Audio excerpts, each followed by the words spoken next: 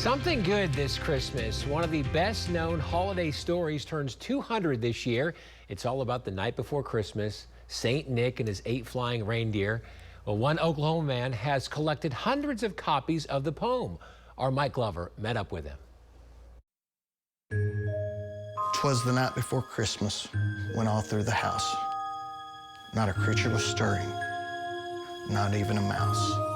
It is, without question, one of the most popular Christmas stories of all time, and there may not be anyone with as much knowledge and history of the iconic poem than Curtis Smith. I think this may be the first book, first publication to use the words "the night before Christmas." Written by Clement Clark Moore, it was initially titled A Visit from St. Nicholas. In 1822, he wrote the poem, and he was reading it to his family on Christmas Eve, just like the poem says. A relative was really impressed by the writing and wanted a copy of the now famous poem. Well, the next year, she sent her copy to the editor of the Troy Sentinel in Troy, New York, and he puts it in the newspaper anonymously.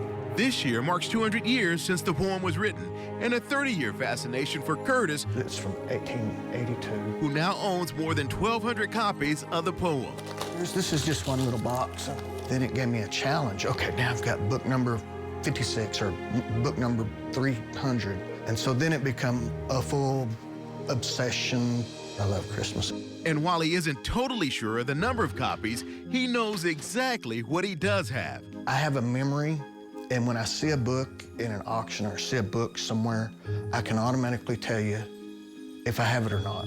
From newspaper publications to original books, his collection is unmatched by colleges and museums.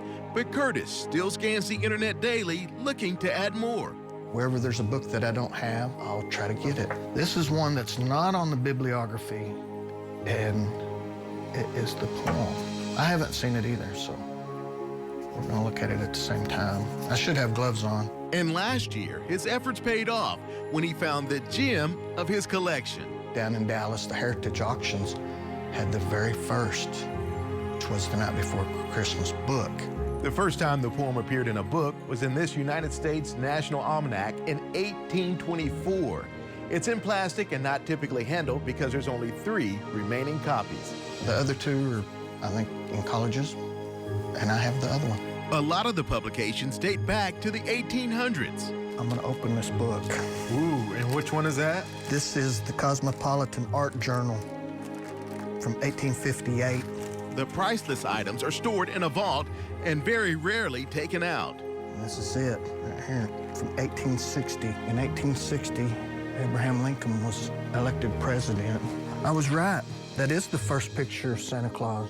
And after 30 years of collecting, Curtis now has one desire for his work. This collection probably needs a good home rather than in my house, you know, in safes here. You know, I bought books in England and Australia and you name it, and I brought them all back to America. And so I have them. He's had offers in other states for display, but he's Oklahoma through and through, and really wants a place in his home state for his priceless Christmas collection. I've collected stockings that were hung by the fireplace or the end of the bed, original illustrations that went into these books from 1949. I have collected the very first A Christmas Carol. He's not looking to sell his collection or make money for it. He simply wants to share his joy of Christmas with kids of all ages. And the reason why is I think I need to, you know. I don't know why I started. I don't know why I did what I did. You know, for 200 years, this poem's been going strong. Truly living up to his calling. The guy that saved Christmas. Not saved it, but saved it. Mike Glover. Happy Christmas to all, and to all a good night. Oklahoma's own News 9.